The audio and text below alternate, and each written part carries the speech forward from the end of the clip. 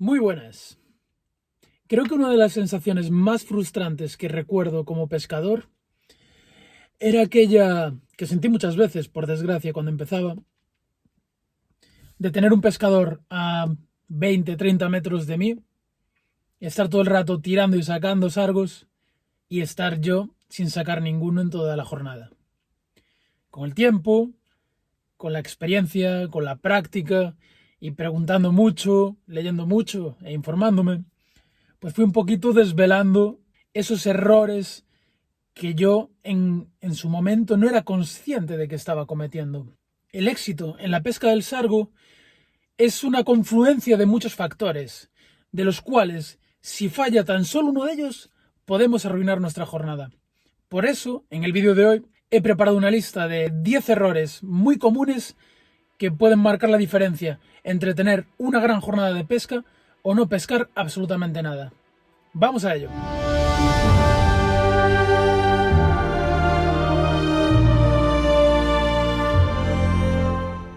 El primer error habitual que yo cometía era utilizar bajos de línea con demasiado calibre.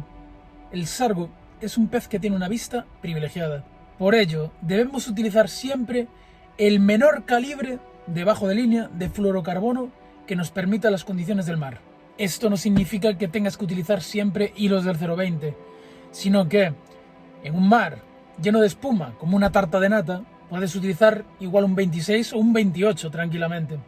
Pero en circunstancias en las que tenemos solo un poquito de espuma pegadito a las rocas, tendremos que bajar muchísimo. Es decir, tenemos que adaptar el calibre a las condiciones, siendo siempre el mínimo. 2. Otro error que yo cometía y que veo que cometen muchos pescadores es utilizar un bajo de línea demasiado corto. Aunque mucha gente defiende la teoría de que el sargo come a medias aguas o incluso arriba, yo en particular he comprobado y he tenido siempre mejores resultados buscando al sargo cuanto más profundo mejor. Cuanto más cerca del fondo del pesquero, mejores resultados he tenido. Entonces, la utilización de un bajo de línea muy largo tiene dos funciones. La primera es llegar lo más próximos al fondo que nos sea posible. Y la segunda, y yo creo que incluso más importante, es que un bajo de línea largo no solo profundiza más, sino que se mueve con muchísima más naturalidad debajo del agua. El cebo tiene que moverse con naturalidad, tiene que ir explorando las grietas, los recovecos del pesquero. Si tenemos un bajo de línea corto, va a estar haciendo este movimiento con las olas. Y eso se va a mover de forma, lógicamente, antinatural. El pez no es tonto, el pez va a saber que eso es un engaño. Sin embargo, en el mismo pesquero, con el mismo aparejo, pero más largo, ese hilo se moverá así. Y ese cebo se moverá con la longitud de la ola, con el movimiento natural del mar. La tercera razón, muy frecuente, por la que yo arruinaba mis jornadas de pesca, es que quemaba mis propios pesqueros. No hablemos ya de otros pescadores o si este pesquero está quemado. Normalmente la fauna se regenera. Los sargos no son animales estáticos, se van moviendo por la costa. Aunque hoy vayamos 10 pescadores y saquemos cada uno 15 sargos, es posible que mañana eso vuelva a estar lleno de sargos. Es mucho peor cuando somos nosotros in situ los que lo quemamos. ¿Y cómo lo quemamos?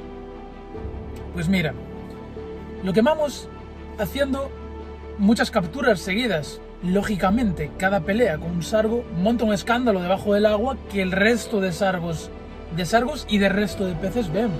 No son tontos. Y eso acaba provocando que, por muchos sargos que haya en la zona, acaben huyendo. Otra forma habitual en la que quemamos el pesquero nosotros mismos es cuando practicamos una captura y suelta y soltamos los sargos en el mismo sitio que los hemos pescado. También quemamos el pesquero si no somos cuidadosos en los lanzamientos y bombardeamos reiteradas veces el pesquero con nuestra boya. Y otro error muy habitual con el que quemamos el pesquero es no teniendo una estrategia para abordarlo. Todos los pesqueros tienen muchas posibilidades y debemos tener una forma estratégica de abordarlo y no estar lanzando a lo loco, a la izquierda, a la derecha, adelante, aquí, porque lo que estamos haciendo es bombardear todo el pesquero. Debemos elegir una forma ordenada de ir de un sitio a otro, tanteando, para no espantar a todos los peces de toda la zona. Cuarta razón que provoca que los sargos no piquen: el viento.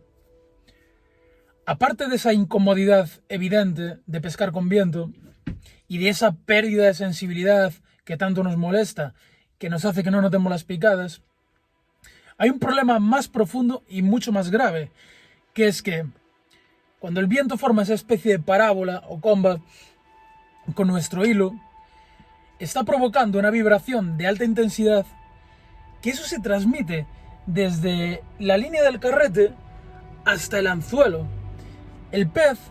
Los peces que estén alrededor de ese cebo están percibiendo perfectamente la vibración de ese aparejo. 5. El mal uso del engodo o del macizo.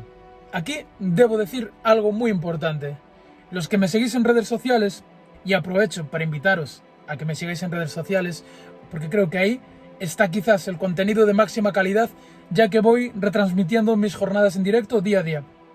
Pues bien, a día de hoy, después de casi un mes de ruta con la furgoneta, de recorrer unos 1200 o 1300 kilómetros de costa, me habéis visto pescar todos y cada uno de los días sargos sin usar engodo ni un día. No hace falta utilizar engodo para pescar sargos, pero es muy recomendable en algunas situaciones, y en mi caso yo no lo utilizo porque tengo un espacio muy reducido en la furgoneta.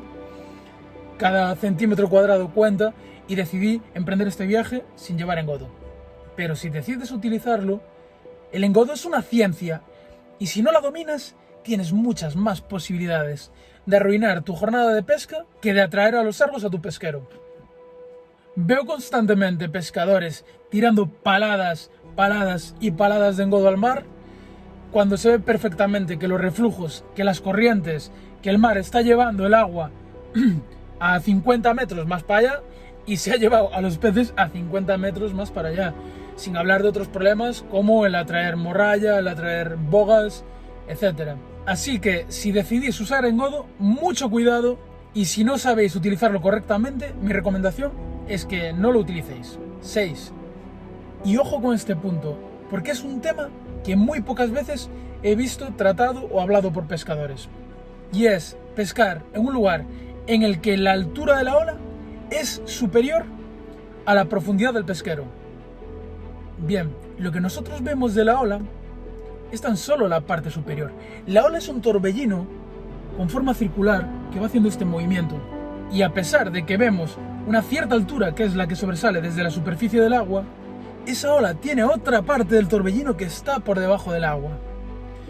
Para que nuestros aparejos funcionen, el pesquero debe tener un calado superior a la altura de la ola, para que la ola pase por encima y el pesquero tenga una profundidad, un margen por debajo en el que trabaje correctamente nuestro aparejo. Porque de no ser así, pasará el torbellino y lo único que va a hacer es enroscar nuestro aparejo. 7.